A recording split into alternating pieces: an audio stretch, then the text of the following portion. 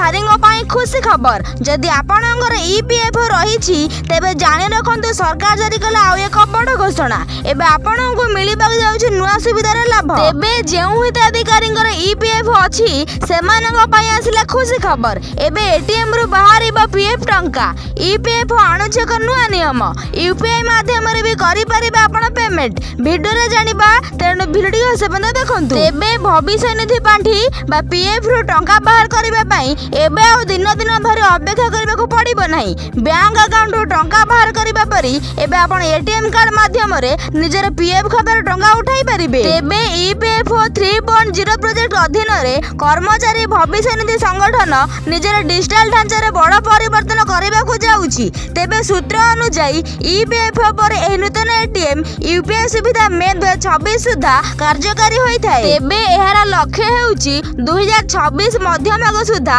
समस्त PF रखिया को संपूर्ण रूपे पेपरलेस एवं उपभोक्ता अनुकूल करिबा। तेबे एही कार्ड सीधा सड़क PF अकाउंट सहित संयुक्त होई रहिबो। प्राथमिक सूचना अनुसार ग्राहक माने सेमानक मोट जमा राशि प्राय 50% पर्यंत टंका ATM किंबा UPI जरिया रे बाहर करि परिबे। एथि सह फोन माध्यम रे UPI पेमेंट शो करिबार सुविधा मध्ये मिलि जिवो। तेबे आपणकर UA नंबर सक्रिय होबा आवश्यक KYC होइथिबा जरूरी जेमिति कि बैंक अकाउंट IFC कोड एमिति कि पैन कार्ड सहित लिंक थिबा बाध्यतामूलक।